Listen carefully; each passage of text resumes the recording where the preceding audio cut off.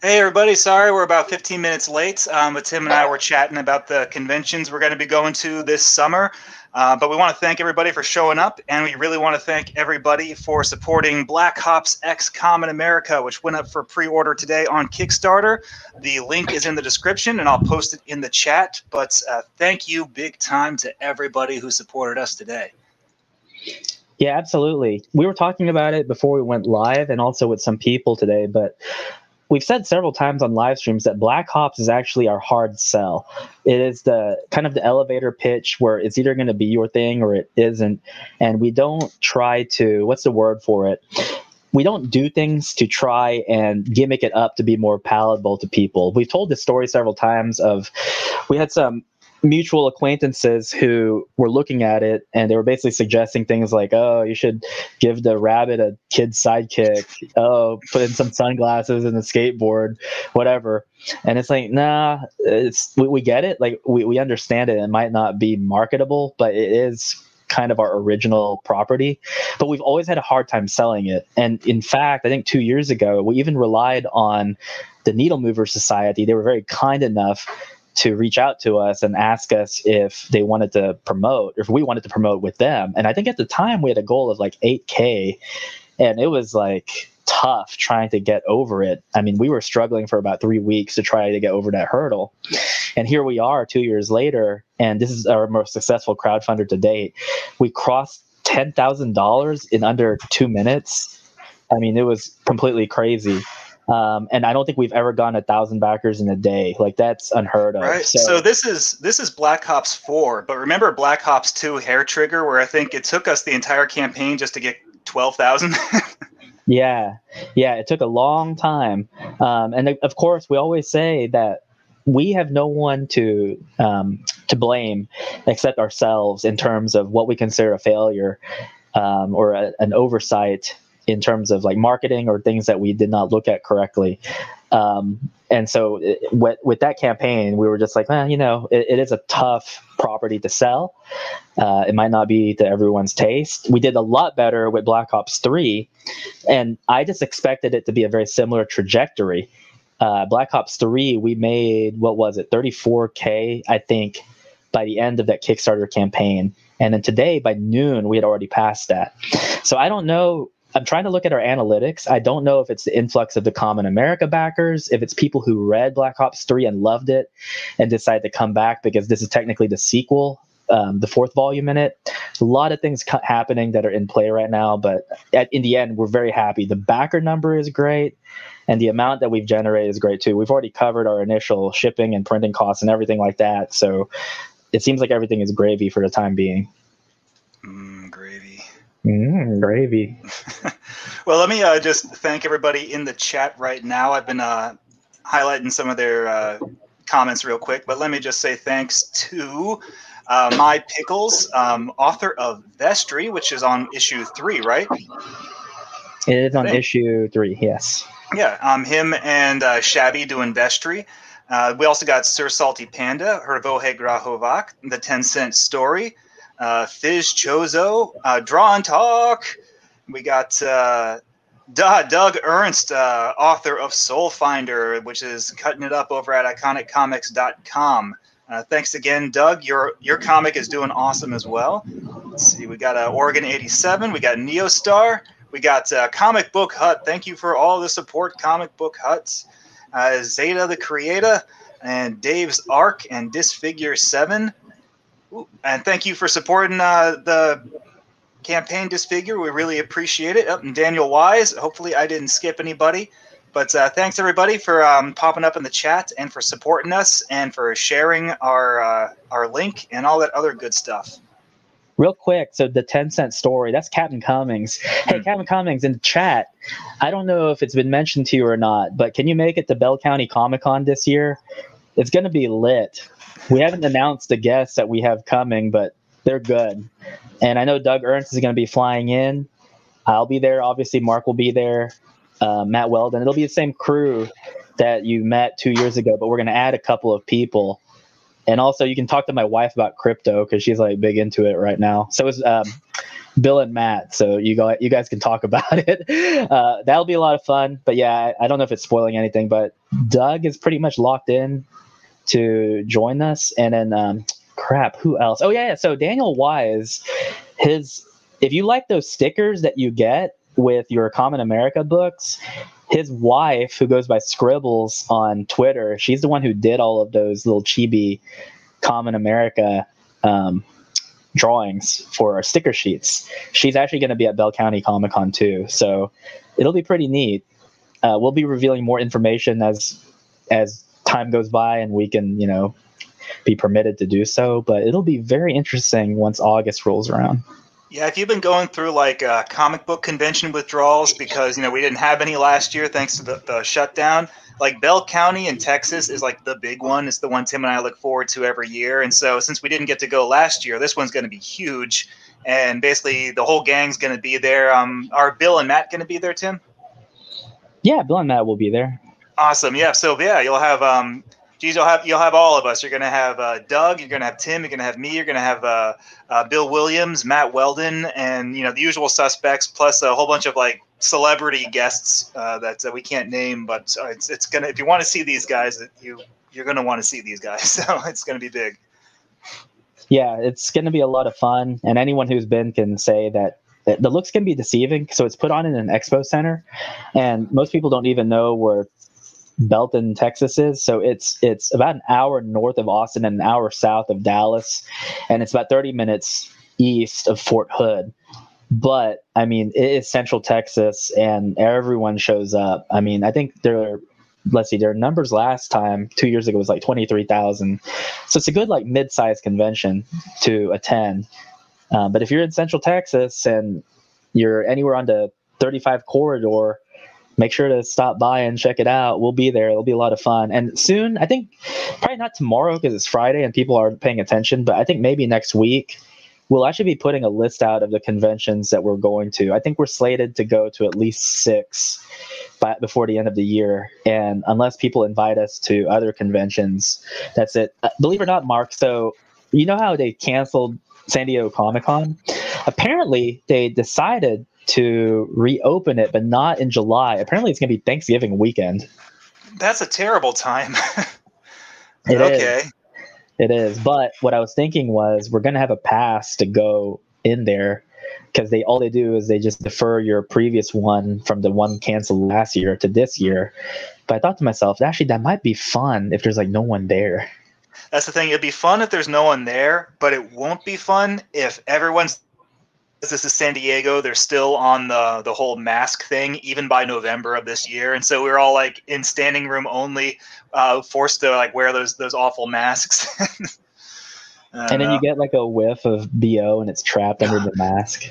Oh, that's the only good thing, I guess, about wearing the mask is you put that over your nose and you don't have to smell those the unwashed masks. I'm almost hesitant to say this. So Pickles in the chat says, I'm a fair distance away from Texas too, Neostar. I don't know. There's a part of me that's tempted. It should be like, we don't do stretch goals in our campaigns, but it's like, if we hit 200K, we'll just pay for Pickles to just come to America and hang out. That'd be fun. Pickles and Shabby hanging out in Texas. That's a worthwhile investment. Dude, hey, Pickles, if you and Shabby come over here, we'll go out with Matt Weldon and we'll shoot guns and ARs and stuff like that. Like, it's crazy. So Shabby is actually doing something really cool with Vestry. He mentioned is that he's doing a translated edition in Czech, and it's going to be running in a Czech fantasy magazine. But cool. That's actually really forward thinking, is to do multilingual versions of the comic so it can get out to different areas. We might have to look into a Japanese translation, Tim, of Kamen America or something one of these days. And yeah, do a limited run of that. We just need to find someone who can translate.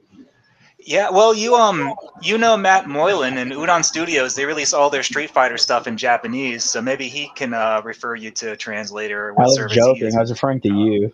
Oh, yeah, well, I don't know good enough to I don't know Japanese good enough to write in it. Nah. But yeah, it reminds me of those.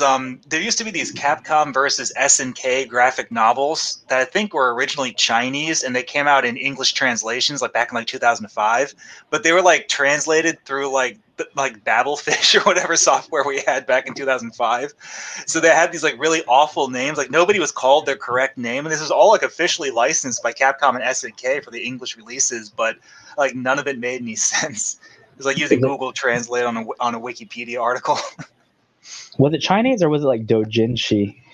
It wasn't doujinshi because it was officially licensed, and doujinshi are like just unlicensed fanzines. Yeah, but these were like, I guess maybe it was manhwa, the Korean version of manga. Yeah. So it was like, yeah, that's probably what it was, because it wasn't Japanese. They all had like either Korean or Chinese names, but they were all official. But the translations were really bad. But if I tried to write translate our English script into Japanese for Japanese consumers, it would be their version of that. Like it would read really awkwardly and stilted. What news did we talk about? It seemed like it wasn't that long ago when we streamed, because we had that thank you closeout stream, I think, for the Indiegogo. I think that was two weeks ago, was it, or was it last week? It was 2 weeks ago, I think, almost exactly 2 weeks ago. Yeah, because we closed on a Wednesday 2 weeks ago. So man, since then I saw Mortal Kombat. That movie sucked. It was god awful. I haven't met a single person who said they liked that movie. It's like the unanimous consensus is that it was bad. There are more people who liked Mortal Kombat Annihilation than this movie. You had 2 years to make this movie. You had a budget that was, I think, triple that of the original, and it looked like there were only 2 sets. It looked like there was an RV park. I'm not kidding. I mean, like half the movie takes place in an RV park because Sonya Blade lives in an RV.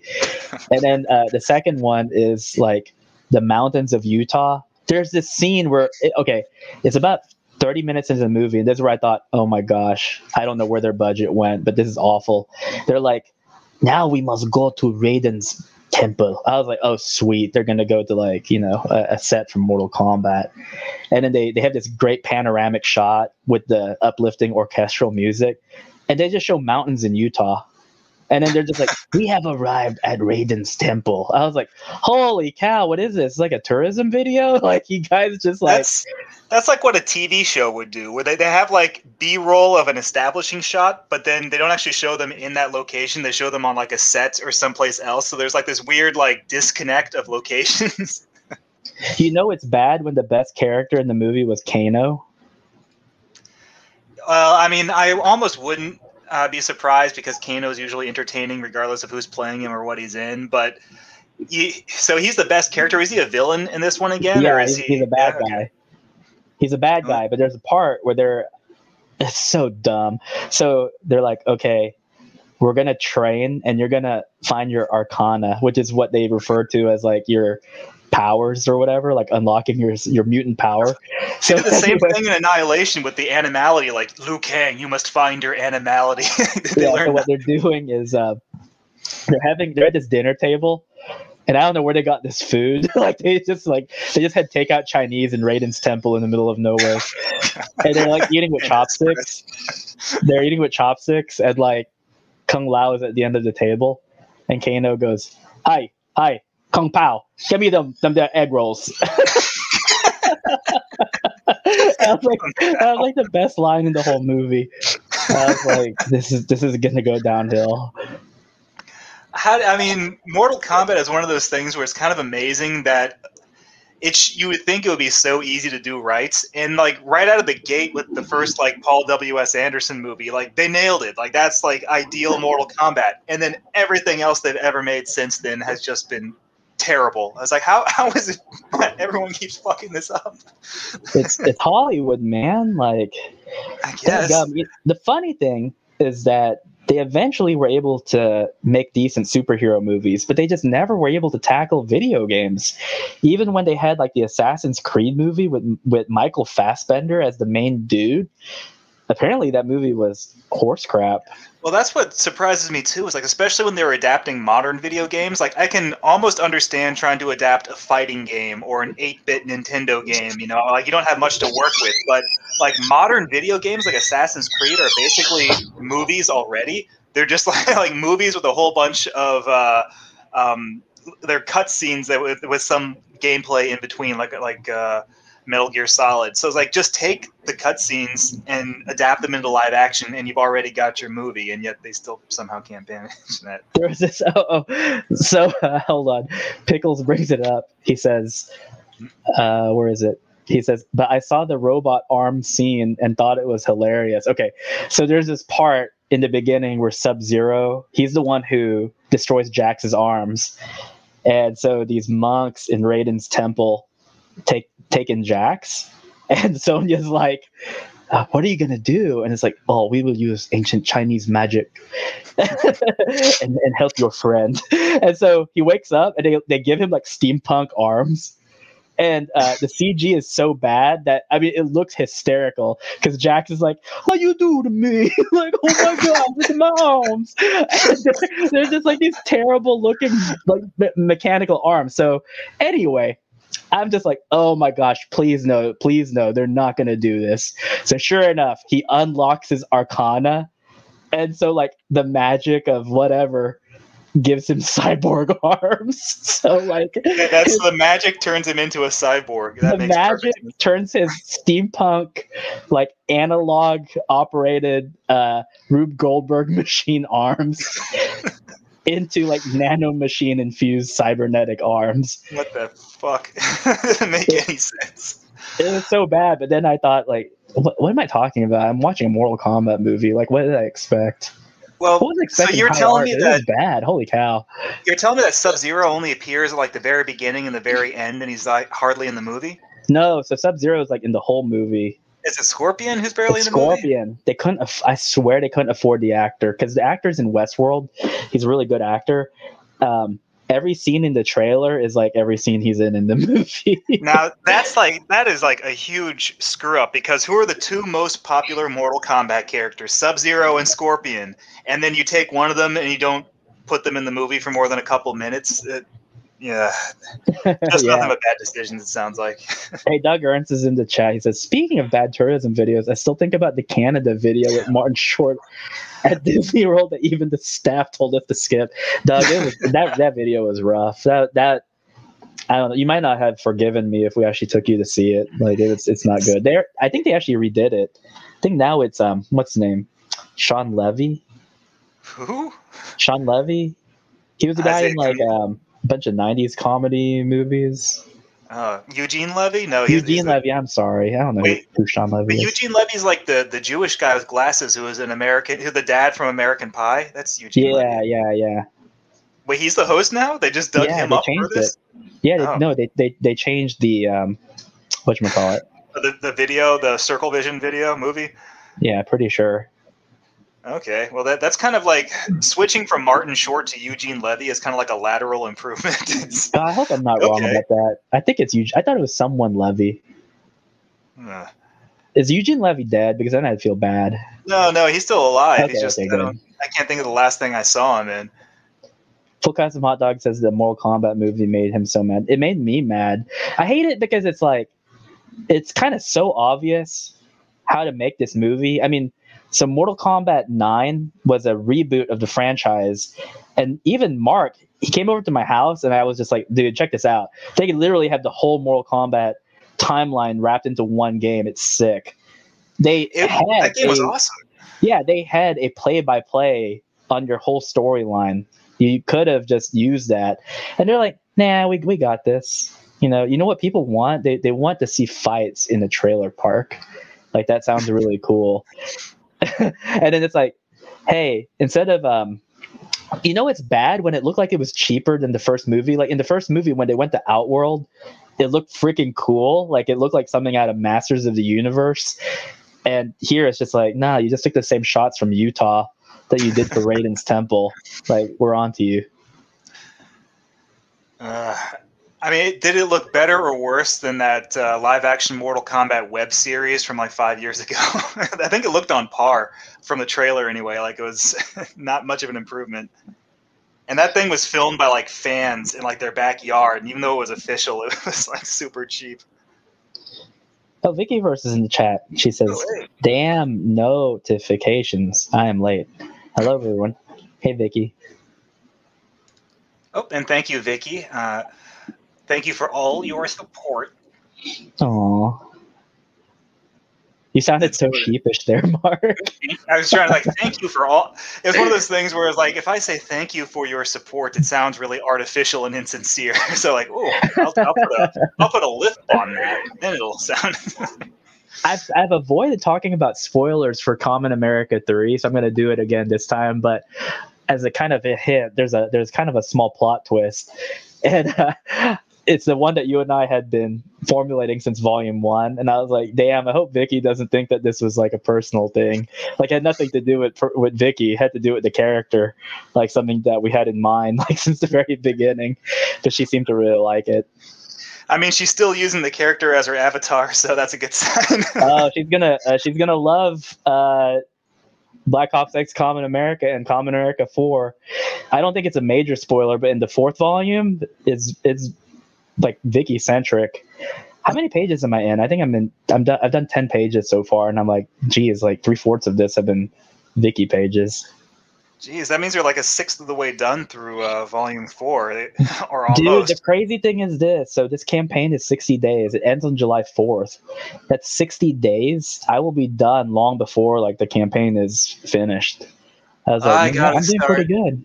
I got to start scripting Volume 5 then. So I'm going to put together some notes. I've got one more script for the Kamen America Secret Project, which we won't divulge any information about. But that's the Kamen America scripting, everybody out there, that I've been doing in the meantime. I've got one more script for you for that, Tim. And then I'm going to put together a summary that we can work on for Kamen America 5. And then I'll start scripting that. Dave's Arc says, was that Claire Redfield in Kamen America Volume 3? You win a no prize as being the first person to find that Easter egg. What? Where the hell was she involved? I've read that thing 10 times, and I'm so bad at this. Tim sends me the PDFs, and I miss so many of his Easter eggs, and I pore over those things because I have to edit them and copy edit them and look for potential errors, and I still miss all these Easter eggs. She is in the second panel of the scene where they're at the state fair or the county fair, and she is buying a corn dog on a stick. Okay, I'm gonna have to go back and look at that. So I sent you a message 6 months after, not 6 months, but 2 months after I'd reviewed the PDF for Kamen America 3 and given you the okay and everything, and I was looking over it again, and I noticed the cast of The Simpsons in one panel. And I was like, how did I never notice the entire cast of The Simpsons there before? That's my wheelhouse. And I think the obvious one was Professor Frink. That was the one that caught my eye, and then I noticed that, oh, there's Nell House. Oh God, they're all there, and I missed them how many times. There's someone was Gotham Knight. Tim, make sure Vicky in the comic showing some legs. Oh my gosh, I saw was someone today. Was it today or a few days ago? There's someone who always does these deep commentaries on those Vicky pictures, and I can't tell if it's done facetiously or not, where it's hey, here's what I'm going to tell you, man, the composition is great, Vicky, I think the contrasting, the colors, is so good, your legs look so silky smooth, man. It's just okay, is this being serious, or is this just being funny? It's a sincere compliment, but it also comes off kind of oh, okay. Right, I mean, you could read it both ways. I don't know why I imitated a Puerto Rican. I'm sorry for anyone out there. Damn, no. I've been listening to comedians. I've been listening to a lot of impressionists, and so I don't know. I had that on my brain and Jackie Chan impersonations. I'm glad you didn't do your Jackie Chan impersonation, or that would have been really racist sounding. Oh, I like the regs that you have on Vicky. Oh, no, Tim, no. Oh, Vicky, your regs on Twitter look so nice, very wholesome. Very wholesome. Draw and talk. What was the reason for the 60-day campaign? That's a good question. Okay. The reason for that is that our printers are in the middle of a bit of a rush right now because the timetable for yearbook production has gone to June, which means that the earliest that they can get us books is July. Now, problem with that is that we have Bell County Comic Con coming in August. So there's going to be a natural delay even if the book is ready to go, I have submitted all the files, the paperwork is done. But even if they were to start production today, they would have to wait for the yearbooks to get done printing, which means that the earliest we can get the books will be probably the second week of July. With Bell County Comic-Con coming up in August, the fulfillment team at Iconic needs to make sure that they can focus on that. So we figured, let's just keep the campaign going for 60 days. It's going to finish on July the 4th. It takes 14 days for Kickstarter to send funding to us, and that gives us the normal time window we normally would have for a fulfillment. And that means that even though we say September, we do that as a buffer. We expect and anticipate fulfillment to start the second week of August, so we should be early, assuming that all goes well and there's no wrenches in the machine, so to speak. But that's a good question. This is the first time we were doing a 60-day campaign.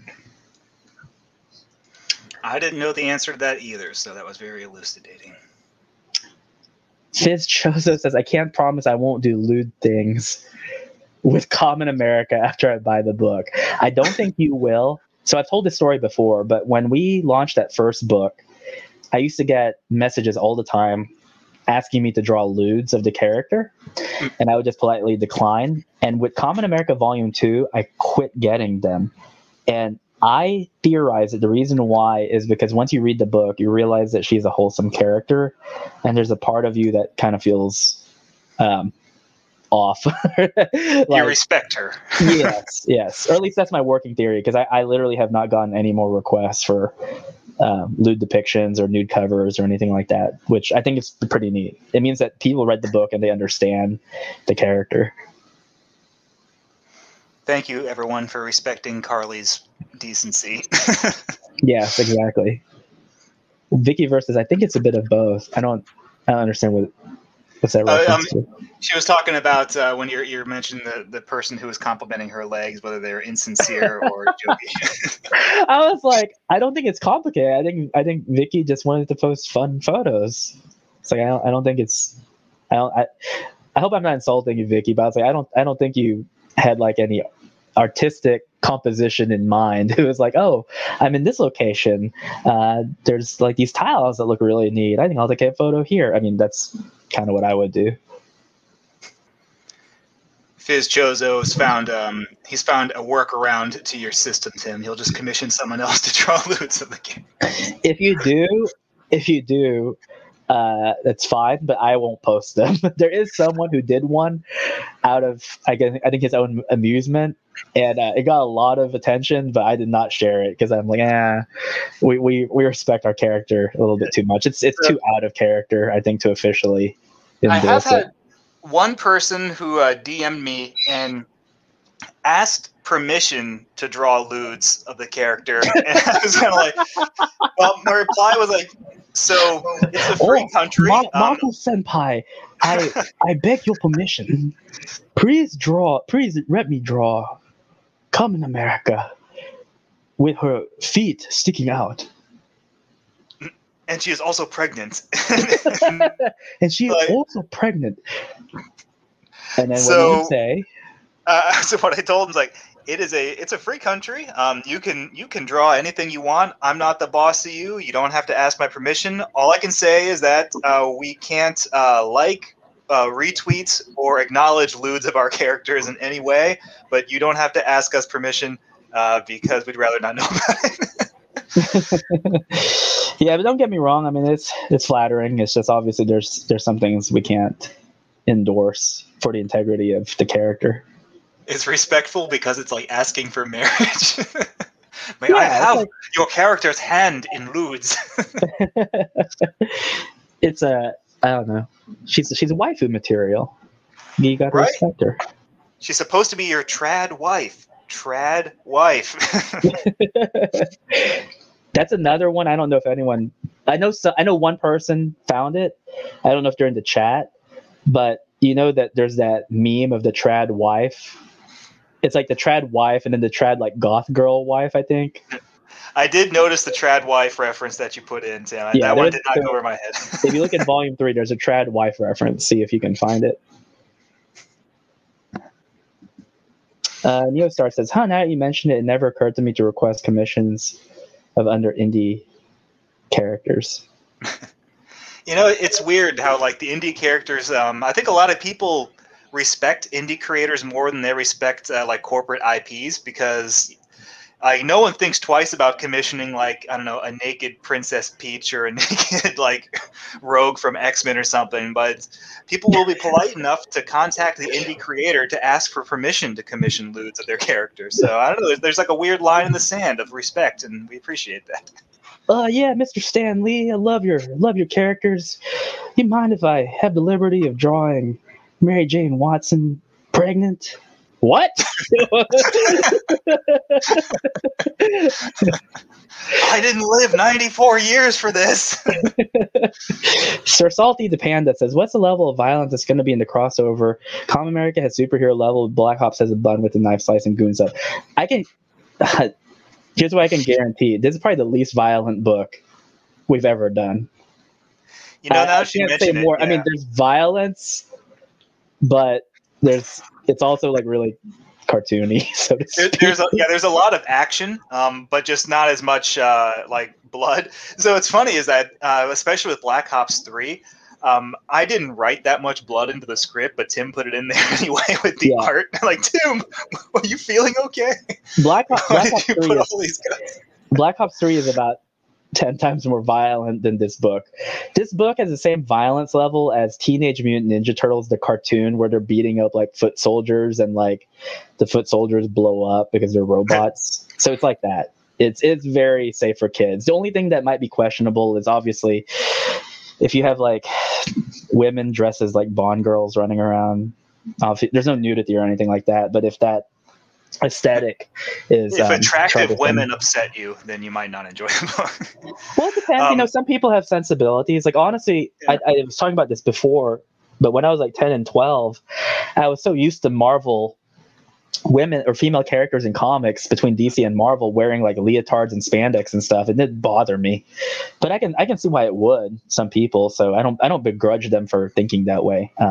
It's just that I don't even consciously think of it anymore. Yeah, and so Black Ops X Common America is Black Ops Volume 4. So this is officially part of the Black Ops series, and it's featuring Common America guest starring in a crossover, but it's Black Ops 4. That's why the Black Ops Omnibus is what's available as an add-on and not reprints of Common America. But if you do want reprints of Common America 1 through 3, the hardcover reprints, just go to iconiccomics.com, and I'll post the link in the chat. It's also in the description. And we have the hardcover reprints of Common America 1 through 3 in the web store, so if you want to get all caught up on that. But we also understood that a lot of Common America fans who haven't been reading Black Ops are probably going to be reading Black Ops X Common America, and it's their first introduction to Black Ops. And since Common America is a less violent book and Black Ops is normally a more violent book, we kind of like compromised on the violence level. But it also works with the story. The story didn't call specifically for quite so many dudes getting their throats slit. But if you are new to Black Ops, by the way, the Black Ops Omnibus is now in hardcover, and you can get that via the add-on system on Kickstarter. And Tim has included a very helpful infographic on the Kickstarter campaign that explains how to use add-ons, so I'm not going to have to make tutorial videos anymore. And here's the link again to the Kickstarter. There you go. And I think that graphic has been very helpful because I think I've only gotten one question the whole day about how to add stuff on. So I'm glad that we went ahead and did that. Yeah, the only other thing, folks out there, to keep in mind is that if you live in the United States, don't select the international shipping tier, because then your order will get canceled once the Kickstarter completes. If you're in the United States, any tier but the international tier. And if you're outside the United States and you're in one of the countries that we're shipping to, those are the UK, Canada, Australia, Japan, and Germany. Am I correct? Yeah, Australia, Germany, Japan, the UK, and Canada. Okay, yep. So one of those 5 countries, then you can order through the international tier. On our last campaign, it was like 150 international orders, and 14 of them were Americans who pledged the international tier. What is the size of the poster with the Kickstarter? I want to know before I potentially get it. It is 11 by 17, which is a standard poster size. You can actually buy the frames for them at Michael's and Hobby Lobby for a really cheap price. Last time I looked, they range between $7 and $12. But all of our posters come with a top loader. So if you're not familiar with top loaders, they're plastic sleeves, not like Mylar bags that comics come in, but they're rigid plastic protectors. And we ship everything in those flat. They're designed so that they don't warp the poster. We had a few problems with the first batch that went out. It had to do with the way we shipped them, but we were able to not compensate, but we're able to resend any damaged posters back to the backers. And so we've corrected for that, and now it's a perfectly sealed item once it goes out. But those lenticular posters are super cool because it's 4 rotating images depending on the angle that you look at. And this one that we had for this campaign is outselling our other one like crazy. I was like, man, okay. So people in the Black Ops circuit seem to really like lenticulars. That's cool. It's because this lenticular has a full custom hot dog in it. It is. So Shikari is a really good artist, and I'm just very grateful that he's done pieces of art for us right now before he blows up, because I think he will. The interesting thing about his art, it looks like it's done half painted and half 3D rendered. None of it is 3D rendered. It's all done through Photoshop. So what he does to make it look photorealistic is he'll create textures on his own, and then he'll apply those textures to his painting to create the effect. And I think the reason I found out was I was like, hey, can you just rig the model to look like this? He's like, there's no rigging. It's all painted. I was like, get out of here. Are you serious? And he showed it to me. He was like, look, here's the up close. Look, here's the paintbrush I used. I was like, how'd you get this clothing textures? He's like, I create them, and then I go in and I form them. I was like, oh my gosh, holy cow.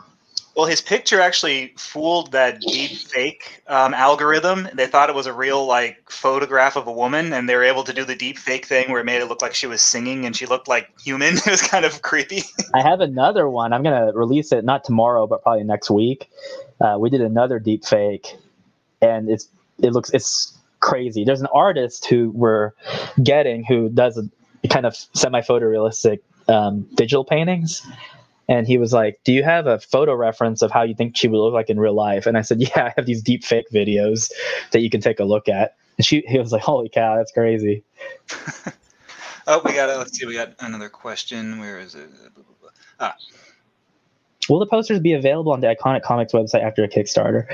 We liquidate just anything we have left in stock. So what happens is that let's say I place an order for 500 posters, and really early on in the campaign, it's getting to that point where we're going to hit like 400 sales. I would typically hold on to 100 to sell on Indiegogo, but from a business perspective, you want to go ahead and sell what you can because the opportunity is there.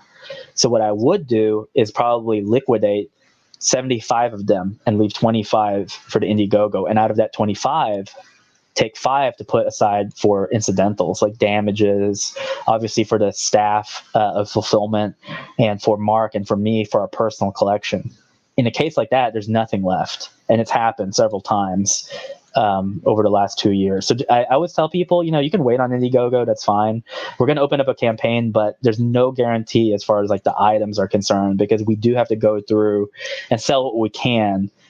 Because once we bring it to Indiegogo, then there might not be any potential. And we actually ran into that this time around, because on Kamen America Volume 3, I think I held on to 1,000 copies. And I did that on purpose because I was like, okay, we're going to hold on to 1,000 and put them on Indiegogo. Well, on Indiegogo, we only sold 400. I might as well have just taken those and repurposed them for Kickstarter and just added them to the pile rather than, wait around for them. But that's okay. We were able to put them on Iconic Comics so that people who missed them through both campaigns can still get them through their third chance. And I don't think no one in the chat has asked this question, but I'll just let you go ahead and put it out there. So the Carly mask that's available on this campaign is different from the Carly mask that was available on the Kamen America 3 campaign, right? Correct. So this one is actually by a different company. It's called the Detroit Leather Company. Story behind this is we actually had 4 manufacturers of masks, all based in America. They're all kind of vying for the one that would be used, and we actually used the one in Texas for the first campaign. And towards the end of that campaign, we actually got the samples in from the Detroit company, and they're great. Like, they're really good.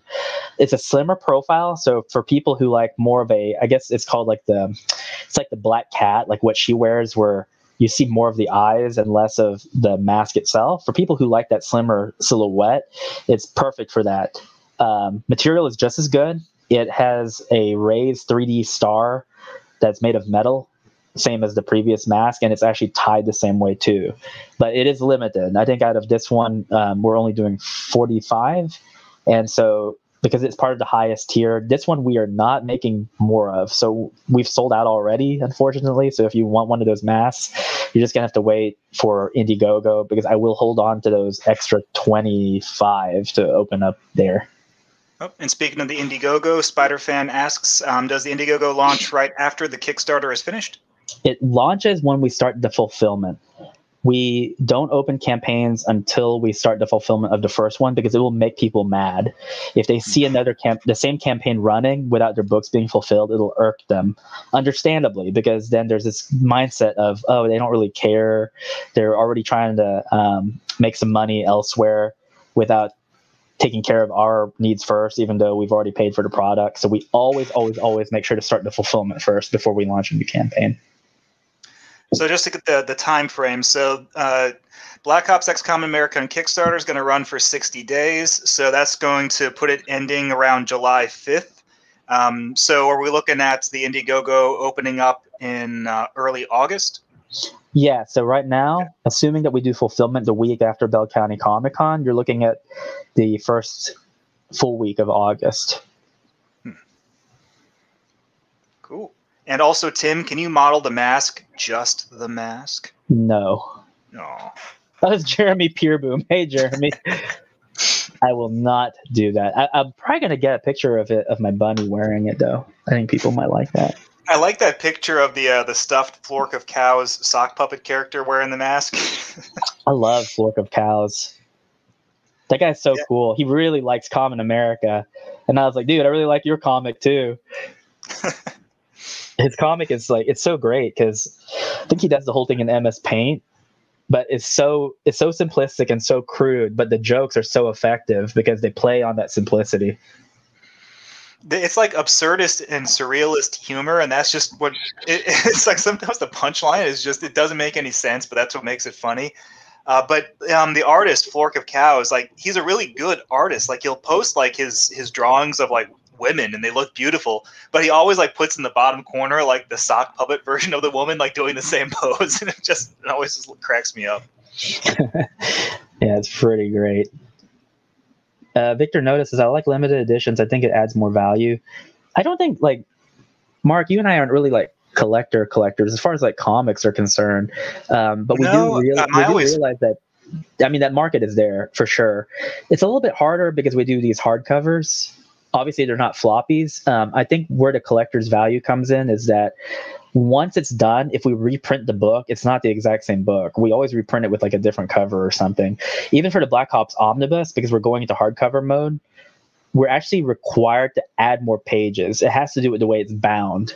So the hardcover Omnibus, even though it's a little bit more expensive, you get 8 extra pages, and then we have a new back cover. So the new back cover is by Man Sang. The original one was by Coffin. We took the Coffin cover and we actually put it in the inside of the book. So you still get it, but you actually get like pretty much brand new art this time around too. Right. So I think you've mentioned that some of our books have popped up on eBay for a lot more than what they originally cost. And that's the other thing, is that our books on these pre-order campaigns are the cheapest you're ever going to find them. When we put the overstock on iconiccomics.com, they cost more. I think usually it's $15. It's $10 plus $5 shipping on our pre-order campaigns. But then it's like $25 on Iconic Comics. And then there's whatever it goes for on eBay and on the aftermarket. So if you are interested in getting our books and you want to get it at the best value, it's always a good idea to pre-order it through Kickstarter or Indiegogo. Yeah, I'm looking right now, and on Iconic Comics, they're selling our hardcovers for $25. Yeah. So that's a 100% increase almost. If you add the $5 shipping to it, make it $30. So that's why it's like, yeah, if you want to get the best deal, just back the campaign. If you can, you have 2 opportunities to do it before we head over to Iconic. And then let me look at eBay. Last I looked at eBay, the prices were really crazy. Let me comment. Okay, here we go. Oh my gosh. Kamen America Comic Volume 2 in acrylic standee, $81. Whoa. The Ale Borgabello variant cover is $40. And Man, then that's one of our rarer covers, wasn't it? yeah, and I think the Borgabello one we're actually still selling online. Yeah. The reprint is actually being sold for $15 on Iconic Comics, but it's low quantity, so it's running out. So if you guys, hey, I encourage people. I encourage the open market. Whenever I see our comics on eBay going for really crazy prices, that's good. That's not a bad thing. That's a good thing. It's a market setting value to it that's beyond our control. And obviously that's going to change. If you can't sell a book for $85, you're going to sell it for lower with no one biting. But like I said, these prices have stayed for the last 5 weeks, if I'm not mistaken. So someone's buying them. But yeah, volume 1 reprint, $40 right now on eBay. You can go to iconiccomics.com. They actually slashed the price. It's just selling for $15. Yeah, there's a couple things I'm looking at right now. So some of our extra bonuses on the Kamen America 2 campaign, the extra items, the add-ons, we don't do additional runs of those in future campaigns. So the stuff that's overstock on the iconiccomics.com store, once those sell out, they're gone forever. We're never going to do them again. So right now on the iconiccomics.com, the Kamen America 2 acrylic standee, that's the Genzoman cover standee that has Carly and Misha together. There's a few of those left. They're $25, but once those are gone, they're gone forever. We don't do second runs of the acrylics. And also the 2021 calendar, the Kamen America Rags Punchline Black Hops calendar that has all this really, really good Matt Weldon, Genzoman, and Kafun art in it. Once those calendars are done, I mean, they're 2021 calendars, and we're already in May. So get it for that great Kafun and Matt Weldon and Genzo art, because once that's gone, you're never going to have another chance. Here's a fun story. The first Kamen America acrylic standee, I don't even own. We sold out of every single one. And people were messaging me. It's like, can I buy one? Can I buy one? And I had this really small stack, like maybe less than 10. And I was like, sure. And I just lost track of time. And then Mark was like, hey, can you save one of those standees for me? I was like, yeah, I gotcha. I think I gave you the last one. You did. I sniped yours from you. I was like, oh, man. That was like one of the crappiest things I ever did. I saw that sitting in the box by itself. I was like, oh, hey, Tim, is this one mine? And you're like, yes. Okay, so it reminds me of that story of Dan Gilvezan. So Dan Gilvezan was the voice actor of Bumblebee. And when he was obviously doing the voice, he was shopping at like Toys R Us, and he just found like a crate of bumblebees, and so he just bought this crate, and over the years he would just like sell bumblebees or give them away as gifts and stuff until the day came when he had nothing. Like there was no bumblebees left, and he was like, oh my gosh, if I had known, I would have just bought like 5 of those crates and just kept them. Yeah, because he was giving those away to fans at like conventions in the 90s, like pre-eBay, when, you know, you couldn't give Transformers away because they weren't popular at the time. And he had all those G1 vintage Bumblebees. And he's like, oh my God, I see them going for eBay now, like Mint Box Bumblebees, 84 Bumblebees going for like $500. And like, oh, I could have retired on those. Captain Cummings in the chat, the Black Ops Omnibus is hardcover. Yes, it is hardcover. I hope, is that good? Are you okay with that? Me? No, I was looking for the Captain Comics. Because there's some people who don't like the hardcovers. They're like, oh, I want the spines to match. I'm like, oh, but the hardcovers are so cool. Like these things are rigid. Like these things are tough. Right. So think of the soft covers, because we're not going to be doing soft covers on any of our books anymore. So those are the ones that are going to be the collector's items, the early editions of the books. So keep the hard covers for reading and shelfware, and flip those soft covers on eBay. Captain Cummings also said that he sold a Mark and Tim book for $100 that he only paid $25 for on the campaign. It was Walmart. It was Walmart Volume 2. People pay money for Walmart. when he told me that, I was so happy. I was like, you sold it for 100? You go, dude. That's awesome. All right, the Kamen America hardcovers and Iconic Comics shiny covered. Yeah, so all of our hardcovers are gloss. So it's hard to describe unless you're actually tangibly holding it, but the cover is really smooth and really glossy, and it has a holofoil stamp on the logo. 10-cent story, Captain Cummings says, I only deal in hardcovers. I love leather-bound books. Yeah, so this one's hardcover. All of our books moving forward, if we can help it, are hardcover. If we ever have to step down to normal square bound, we'll let everyone know, but we don't have any plans to do so for the foreseeable future. That's only if times get tough, so please keep supporting us, people, if you want your hardcovers. I bought Dogecoin with the $100. My wife bought a lot of Dogecoin, and Matt Weldon just bought a lot of Dogecoin too. I wish I had bought some Dogecoin. I haven't gotten into crypto because I'm way too conservative and wimpy to do it. But I keep seeing like Dogecoin just go up and up and up, and Ethereum go up, and Bitcoin go up. Like, oh, I'm no good at this. Yeah, my wife invested heavily into crypto back in January, and I mean our dividends have been really good so far. It's been pretty great. Do we see their backs on the Kamen America and Black Ops stand, or are they the front on both sides? It's the front on both sides. That's a great question. So it's basically just the reverse image on the other side. There's two acrylic standees this time around. One is the standard one. It's just one-sided. And then there's the deluxe edition where it's double-sided and there's a gold gilded edge surrounding it. It's thick. Like that thing is built to last for sure. And that's the Kafun art, right? Instead of the Genzo art? Yes. It looks so good. Are there any preliminary plans for Kamen America Omnibus? Yes, there's going to be one in the fall. And you have a choice. If you've never read Kamen America, you can buy the whole saga up until this point. We do everything in the book-ended saga. So volumes 1 through 4 are a self-contained story. It has a beginning, it has an end. If you want to stop there, you can stop there. The second saga will pick up where it left off, but it is a compartmentalized story for sure. And then we have Kamen America 4 by itself. So if you've been keeping up until this point, then all you have to do is buy volume 4. You don't need to buy the omnibus, not unless you just want the omnibus and you just want to sell the other 4 books. That's fine too. So it's essentially a mirror of the campaign that we're running right now. If you bought $10 of Dogecoin in December, you would be a millionaire by now. Yeah, hindsight's always 2020.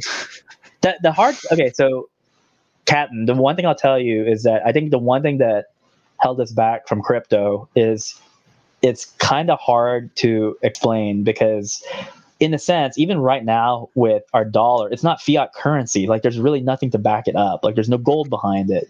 So if you're aware of that, that's one step. But the next step is like, well, is there a fiat behind cryptocurrency? And it's like, well, it kind of depends. If you're looking at Bitcoin or Ethereum, it's a little bit different, but there's a lot of research that goes into what every coin or token represents. And I think with Doge, the mentality is that it's kind of a like a novelty coin, so to speak. And I think that's why there's some hesitancy behind it. I don't know. Why are we talking about crypto?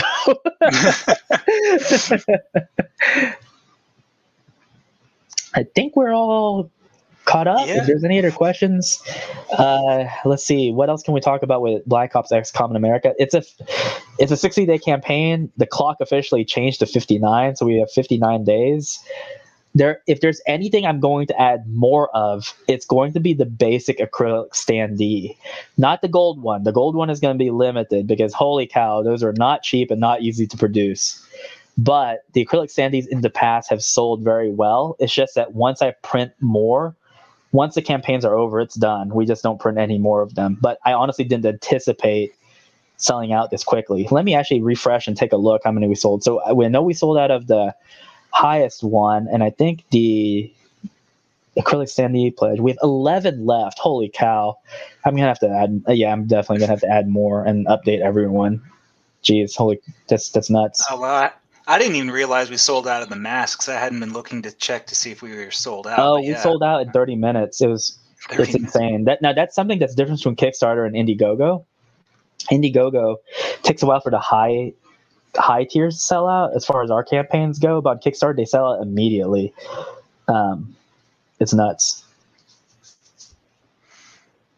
Oh, let's see. Zeta, the creator, asks, Tim, what do you use to draw the Kamen America and Black Ops comics? I use Procreate on the iPad Pro. So my iPad Pro I bought in 2017, and Procreate is really good. It's a really, really good program.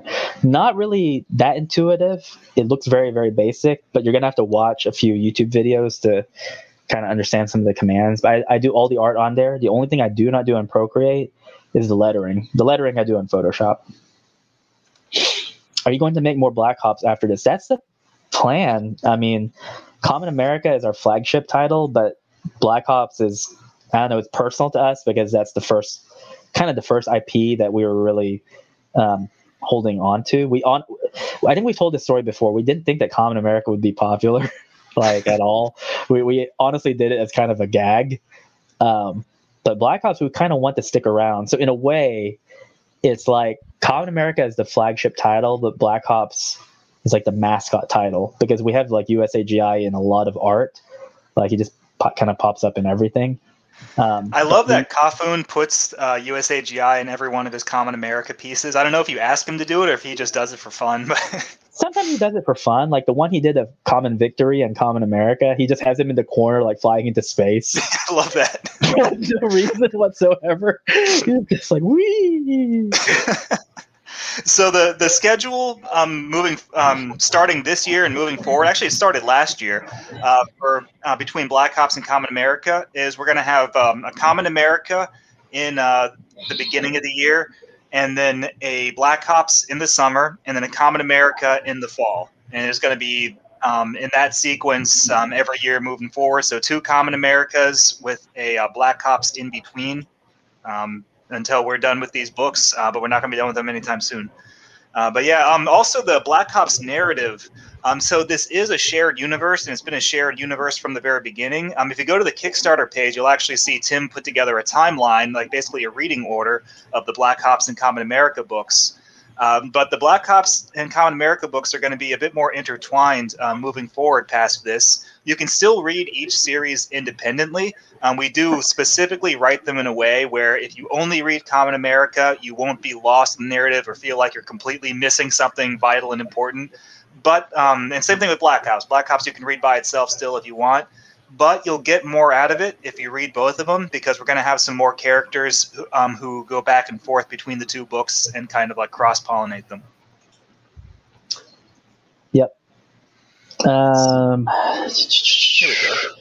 Will Kamen Victory change armors over time, or will it be just the one suit? I cannot expound on that. That is that's probably a plot thingy. Yeah. But we do have a lot of plans for Sylvia. People reading Kamen America 3 already know that Sylvia is growing as a character, and she's going to grow some more in Volume 4 and in the second saga, which begins with Kamen America Volume 5. So we've still got a lot of work with Sylvia to do that I think people are going to enjoy. It seems like a lot of people who read our books, they have their favorite characters. I don't really look at it as favorite, but I have characters that in my mind are more fleshed out. Like they live in my head as like real people. And I have a very definite look and feel for Sylvia's character. Like she's the one where if you were to tell me like what happens in the next volume, what happens in the volume after that, I can pretty much play it play by play. I like her, but it's because I kind of like that archetypical character in anime and manga. I don't know what they call it. I think they call it like the haughty, like the haughty rich girl or something. The Ojo-sama, the one who does the laugh, like yeah. I've always thought they were funny. Like I think the first time I was introduced to one it's Karen in Street Fighter Alpha, and I always liked that character. I was like, that's pretty funny.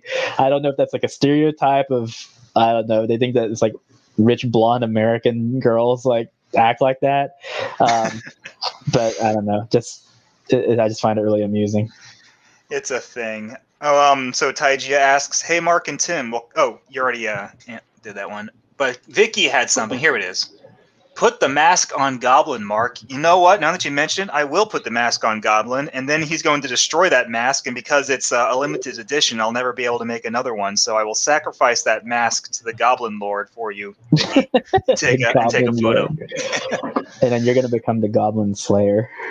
Yeah, I'll become the Goblin. When Goblin tore down my shower curtain during that Thinking Critical stream on Sunday, I was like, what the hell? Because I was mid-sentence. People who listen to Wes's channel, Thinking Critical, every Sunday, Aaron Sparrow and I join him to talk about comic book writing. We do scripting tips. It was just me last Sunday, though, me and Wes. And about like an hour and 10 minutes into the stream, I'm in mid-sentence talking to Wes about He-Man and the Masters of the Universe, and then you just hear this massive crash in the background. I'm like, what the hell? And so what happened was Goblin had just decided that he wanted to climb the shower curtain, and because Goblin's a big fat bastard, he tore the entire shower curtain down, pole and all, out of the wall, and he just wrecked the bathroom. Stupid fat cat. So Zora Wolf says it's the Ara Ara girl. Ara Ara is a little different. Ara Ara is the older woman who hits on a young boy, and that's not Sylvia. No, Sylvia is not the Ara Ara Tim Senpai or something like that. She's not that. She's the stereotype is called Ojo-sama, which like literally means princess. But they're the ones who do that laugh where they put the back of the hand over their mouth and go, oh, you know, like you see that all the time. That's the kind of character trope we're going for with Sylvia. Neostar says, haughty rich anime girl. Ho, ho, ho. I'm watching this anime right now. It's called Golden Time, and the main character is just the haughty rich anime girl, and she's just like super spoiled. It's really, really funny. Let's see here. Rang from Oron Host Club. Oh, but by the way, Vicky says yes. So I think we did a stream like last week, and DA Talks. We had this. So I don't know if you caught the stream, Mark, but people were like, "What do you call the shared universe? Is it like the Kamen?" I did listen to that, and DA Talks did come up with a good name. Yes, because I even said, you know, one thing that we do is like, we hate kind of like the, whatchamacallit, we hate the whole like Hollywood elevator pitch where it's like everything's like a verse, like the monster verse, the blah blah universe. And I was like, just no verse. And DA Talks doesn't talk like the whole time, and at the end he's like, the commonality. And I was like, good one. I'll think about that. I think he was shocked because he was like, you used the name. I was like, it was a good name. I had to kind of think about it for a while, and I was like, no, let's go with that one. I like the sound of that. And it's a pun too. It's like the commonality. You get the commonality that they share between them is their characters. There you go.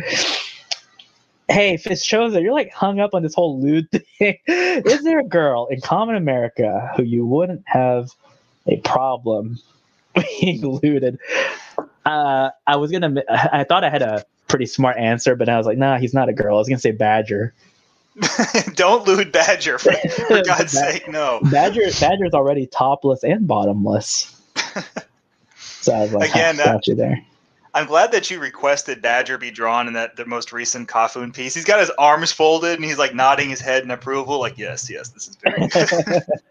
Well, in our little secret project, by the way, so that's part of the tease. So that thing that Kafun did is actually the cover material for the secret project that we're working on, which features a lot of Badger, which is why I asked him to put him in there. Zippy the Unicorn, my favorite character, is my one panel cameo in Kamen 3. I'm guessing today's success is from everyone following up to see if it becomes 3 panels. For people who don't know, Zippy the Unicorn is in Kamen America 3. He's an Easter egg in the back of the book. And then oh my God, Bullet Ninja Hagelman has a good one too. Common Ground. Common Ground. I like that one too. I like that one. It's not as good as Commonality, but I'm gonna write that one down. That one's pretty good. So the funny thing is that because we call our characters, you know, it's Common America and the Common Core, and we have characters named like Kamen, yeah. Boy, is it America, bro? Yeah. Okay, so there's 2 things I think are really funny. One is that whatchamacallit. Hey, where do we have that joke? It's in Common America Volume 2, right? Where they joke about pronouncing it. Well, I Kamen thought it was in versus the Kamen. Secret Project, wasn't it? No, we have that joke because doesn't Lansky say, like, how do you spell that? It's Common America. Yeah, we do have that in Volume 2, yeah. That's the one thing that is pretty funny where it's like people still say it. Like I hear live streams all the time where it's like, Kamen America. The other one that's actually pretty funny is, oh my gosh, my brain is slipping me right now. Is it when they call USAGI Black Hops? We get that a lot. That's another one, but I'm speaking specifically about this property. It's when they always say that Misha is Russian. We have a scene in Common America 2. It's literally on like the 4th page of the book where she flat out says that she's not Russian. But yeah. It's because people like that joke from Volume 1 where she has angry Russian noises. So, I mean, She speaks Russian. Yeah. She speaks Russian. But both Misha and her sister, Hair Trigger from the Black Hop series, they are of specifically undistinct or indistinct Eastern European heritage. So they're not specifically Russian, but they're not specifically any part of Eastern Europe. They're just Eastern European. Zippy says, Happy Easter as well. It is Easter in the Orthodox Church. And let's see, Captain Comics. I feel like I need to read the books again because I never remember anything. That's understandable. I don't remember much of anything these days either. When I saw commonality on the Kickstarter, I thought it might be Carly's finishing move. Commonality. Close enough. Here's actually what I was thinking. I thought it would be like, it's like a cross between common and like animality, because it's a crossover between the two respective titles, one of which is more like animal focused. If we went all like Mortal Kombat Annihilation on this crossover, I think we'd lose like at least 90% of our readership. The Common Islands. Hey, Lorenzo's stealing your material, Mark. That's all I can say about that. We have a similar joke in the script coming up. So here's the thing, though. So common is a, no pun intended, common word in Japanese. It means masked, and it gets used for a lot of hero characters in Japanese media. Tuxedo Kamen from Sailor Moon, Kamen Rider, the tokusatsu character. There's another tokusatsu character named Silver Kamen. So there's a lot of hero characters named Kamen in Japan. But every time we come up with a new equivalent of captain or man. Yeah. It's one of those really almost generic in Japanese, because it literally means masked. So if your character wears a mask, it's the masked Avenger, it's the masked Rider, it's the masked hero, you know. So it's a very traditional like prefix or suffix for a superhero name in Japan. But nevertheless, every time we come up with a new character or phrase that uses the word common, I still have to go to the federal trademark search engine just to make sure it's not in use. So that's something that I should bring up in the writing tip stream for people who want to come up with names for their characters or names for their books. Always go and double check it on the federal trademark and copyright search engine, which is free to use and very easy to use, and it's just a quick and easy way to keep yourself out of trouble. Kamen Hameha. Okay, I was making sure I was reading that correctly. And Zippy says, Tim, it's still Easter for you and I. Yeah, that's absolutely true. We're still in the season of Easter, but I thought you were specifically referring to the Easter Sunday of the Orthodox Church. The Common Cosmos. See, I like that, but the reason why Dean's wins is because it's a pun, and I like it because it's clever. Common is very common in Japan. Dan Alboost is working on something really neat that I hope will pay off. So he's almost done with it. We just need to see how it looks once it's complete. And I think the big one, Dan, is going to be the face. I have not seen how you're going to render that one, but I'm really stoked. So when you're finished, be sure to send that over. There's one thing that is really interesting that I showed Mark behind the scenes, and he was like, "Holy cow, what is that?" I was like, "Something I've been working on that I haven't told anyone." So Mark has this bad tendency where I'll send him art, but he's not supposed to show it to anyone. And so there have been like 2 occasions where he like sent it out. I was like, Motley, what are you doing? I did that once, and it was an Twice. accident. It was you've commissioned from like 10 people all at once drawings of Carly eating a hamburger, and I got mixed up as to which ones you'd already shown and which ones you hadn't. So I accidentally posted one of the secret Carly eating hamburger drawings. It's not my fault. You flipped up, and now I can't show you anything. I'm what am I, from Godfather 2? I'm that one useless mafia brother, Fredo. No. It's like, geez, I always get this confused. Are you Rocky or Muggsy? Oh, I'm Muggsy. I'm the short one. You lip, Muggsy. You let it slip, Muggsy. Oh, I'm sorry, Rocky. I didn't mean to show the waifu eating the cheeseburger. Hey there, dame. You'll look pretty good eating that cheeseburger. How you? Stop the music. Stop the music. It actually works because he's a rabbit. I saved that GIF. I enjoy using it from time to time. So. Let's see here. The superheroes of your universe all have a common size cheese. You are stuck on this, Fizz Chozo. You need to take a cold shower and you need to get what did the youngster say? Horny on Maine? Yeah, you're horny on Maine. You're acting real chungus right now. You're totally sus. Get yeeted or whatever. I know. Bullshit they say. But go take a cold shower, Muggsy. Oh, gee, Rocky. Oh, gee, Rocky. I'm sorry I ruined your bed sheets, Rocky. No, Muggsy, that is degenerate. Get that away from me. Tim, Mark, another 6 months or so, and I can give you the rest of the Common Core Pedorus. What's a Common Core Pedorus? Do you know what that is? Oh, Padorus. So that's that. Yes, the little cute ones where she's like dressed like Santa Claus.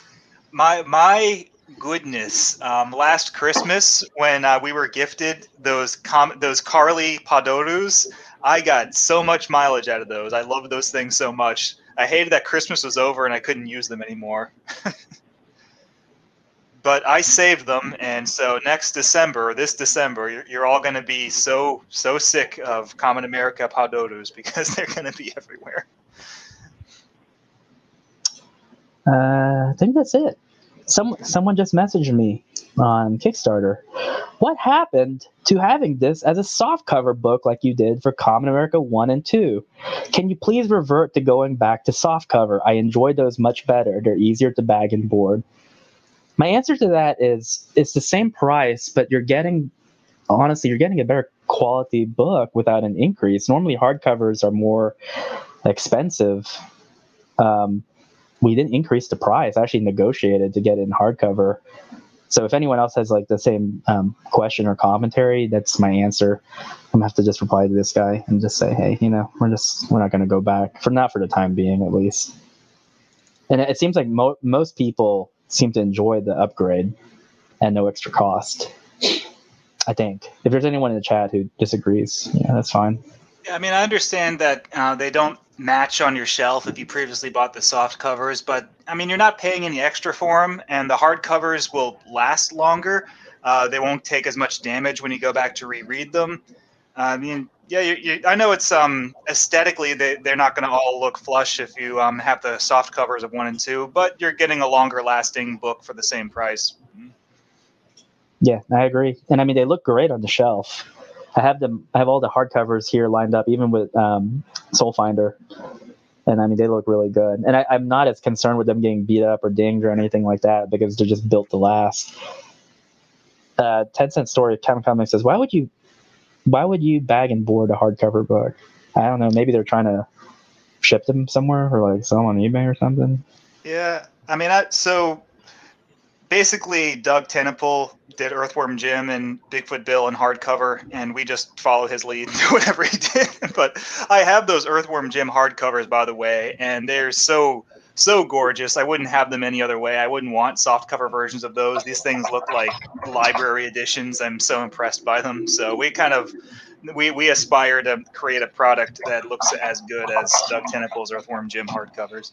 Keep on talking, Mark, while I reply to this individual. Keep on talking? Okay. Yeah. I keep hitting the new comments button, but they're not loading. So I don't know. Oh, Josh, the amazing animator, is in here. Sup, fellas? Congratulations on your massive. Oh, thank you, Josh. And yeah, I know some people said that we're a failure. I guess we're failing upwards, or we're failing at failing, but we're getting by. And by the way, everybody, Josh is the one who gave us the name for Command Dog. So if you liked Command Dog in Black Ops 3, he's going to have another big role in Black Ops X Kamen America. Command Dog's a good boy, and we love him. Tim is not a dog person. I'm a dog person, so it was a long time coming to put a dog in Black Ops. So I'm actually very happy that we now have a dog in that story because I love dogs. Let's see. Comic book hut. Cats are crazy. Yes. So I don't currently have a dog because I live in an apartment, but I do have Goblin, the cat, and Goblin's a little jerk. He's staring at me right now.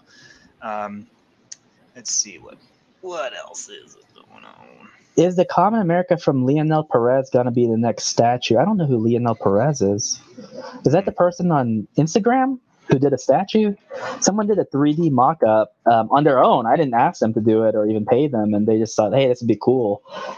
And I just thought, like, man, I contacted them and said, if you can make it work, just let us know. I'd be really interested in seeing that. But good guess, but no, not that I know of. I will say this. We do have one that we're making, but I haven't shown anyone yet. Vicky Verse says, Rigger Tortoise is my boy. Yeah, so Rigger Tortoise was he was just a gag character we created for Black Ops 2, and he got like the most positive response out of every other aspect of Black Ops 2. So we incorporated him as a primary character as part of Patriotter's arsenal. And so now Patriotter and Rigger Tortoise are like a duo in Black Ops. And I really like their dynamic. I like that Rigger Tortoise is Patriotter's like weapon as his all-purpose weapon. And I love the flying guillotine, especially the way you drew that, Tim, in Black Ops 3. So I love any opportunity to get Patriotter to use Rigger Tortoise that way. So they're a lot of fun. I love writing for them. I'm just going to openly say this idea. I think we should have Badger join the team, and his name is going to be Cappy Barrage. Cappy Barrage, yes. That sounds like a Marvel versus Capcom 2 special move that like Wolverine does, like Cappy Barrage. And then you spam it over and over again. Cappy Barrage, Cappy Barrage. I created Commando G because I love you guys. Aww. And I love your work. It was my genuine pleasure. I love seeing a good boy in the books. Interesting story is that the original design was a Saint Bernard, I think. Yeah, it was the Saint Bernard with the little like barrel of brandy around his neck, right? Yeah. The only reason we changed it is that everything in the Black Ops books has a mirror component in the real world. And so we actually tied it into who they call Conan the hero dog. He was the one who took out al-Baghdadi. Was it al-Baghdadi, I think? Yeah, it was al-Baghdadi that he killed in the cave in the suicide bomber. Yeah. Will there be a crowdfunding on Indiegogo after Kickstarter is done? Yes, we always go on Indiegogo. But as I said in the beginning of the stream, we don't have a guarantee of quantity. That's the big one. So I'll just be honest. At the rate that this campaign is going, my gosh, like the Indiegogo campaign might not even last like 2 weeks. I'll just be like, we don't have anything to sell. Like everything had already been like sold out. So we extended the Black Ops 3, the Kamen America 3 Indiegogo an extra 2 weeks because we had some extra overstock and we were just able to extend it 2 more weeks. But previously, Kamen America 2 was just 2 weeks because we didn't have enough overstock to extend it. So we can't guarantee an extension. We'll put it down for 2 weeks and then just see what happens. Yeah. So I mean, if you're the type of person who needs a certain thing, I would just recommend going on Kickstarter. I get that there's a sense of tribalism and that some people are really, really, really loyal to Indiegogo, which is, it's weird because we don't have that for Kickstarter. Like, it almost never works in the inverse way. But that's the only concern, is quantity can be tricky, because I cannot guarantee that what you're looking for is going to be available per se. I guess that's it for now. Yep. So again, thanks everybody for stopping by. Thanks everybody for supporting us. And when we say support, we don't just mean all the folks who have pre-ordered and backed and bought books from us, but people who have shared the links to our books, just shared the arts, just commented and mentioned us on social media. We appreciate any form of support, because I mean, you can look at our subscriber number here on the Bunderdome. It's under 1,000. We don't have a really big social media presence, so we kind of rely on the word of mouth and the grassroots of everybody out there sharing and commenting and spreading the word in our stuff. So that really means a lot, that we're able to get everything out there authentically and sincerely from people who just genuinely like our stuff. And honestly, we can't believe people actually read and pay money for our crap. And I'll reiterate that we don't look at the backer listing. I never look at it. I have no idea if any of you in the chat actually bought a book or not. And I do that specifically for two reasons. One, I don't ever want anyone accusing me of like doxing anyone. I work in the medical field, and we have a thing called HIPAA, which is basically you're not allowed to share information. So I take that part of the ethics side with me, and I don't ever even think about it. Like, it doesn't even cross my mind to share or look at any backer information. And the second reason why is I don't ever want to guilt anyone into backing or not backing it. I mean, heck, like, I don't know, take someone that I might know, like my brother or my cousin. I mean, there's a part of you that doesn't want someone to be like, oh, hey, thanks for backing my book, or hey, why haven't you backed my book yet? Because that obviously leads to a lot of maybe embarrassing circumstances. Maybe it turns out that your finances have dried up for that month. Maybe you needed the money for like your a vet visit or a doctor's appointment or something like that. Suddenly you're bringing up these issues surrounding like the backing of a book, where in all honesty, I just don't believe it's any of my business. And so any type of support that we can get, whether that's just retweeting or sharing, I mean, you don't even have to buy the book, but just by doing that, I think is already good, because it gets the word out there of what we're doing. And even if it's something that you can't back or don't want to back, if it's something that you think people might be interested in, we do really thank you for at least bringing it to their attention, because it helps a lot. And then, we're seeing the growth now after doing this for about 2.5 years. And obviously we're really appreciative of it. Yep, pretty much my consensus. So, all right, I guess we're going to close it up, since we've been yakking for about an hour. Thanks everybody for stopping by. We really appreciate it. Yep, thank you, Vicky. Thank you, Matt. Thank you everybody. All right, so I'm going to go ahead and post the links one more time in the chat, but again, they're down there in the description. Here is the link for the Kickstarter. And you can use the add-on system on Kickstarter to get the new hardcover reprint of the Black Ops Omnibus, which collects Black Ops 1 through 3. So if you need to get caught up on Black Ops, that's the quickest, easiest, and cheapest way to do it. And if you want to get caught up on Kamen America, just go to this link that I'm about to post. It's also in the description. It's iconiccomics.com. And we have the hardcover reprints of Kamen America 1 through 3 available on the web store there. And you can get all caught up on Kamen America that way. So thanks again, everybody. We really appreciate it. It's going to be up for 59 more days on Kickstarter, so there's still plenty of time. And anything else to say, Tim? I think we're good for now. 59 more days, and we're doing well as of right now. Let me refresh it. 1,045 back. 1,046 just went up. 55K 672. I mean, we're really happy. Don't get me wrong. This is our hard sell. Black Ops is a hard sell, and most people know it's the fourth installment of the book. I'm gonna have to do some fancy calculations, because I think I was way too conservative in my estimate. But this is great. I'm not complaining. We're just really happy. We hope that you enjoy the book once you get it. We'll be updating you guys in these next few weeks. including the secret project that we're working on. We're going to launch that 8 weeks between. It's going to be exactly 8 weeks before we launch Kamen America 4, which will be in September.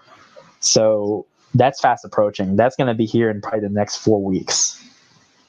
Yeah, so basically the tentative schedule for our stuff for the rest of the year is Black Ops X Kamen America on Kickstarter is going to run through July, and then the Indiegogo for Black Ops X Kamen America is going to run in August.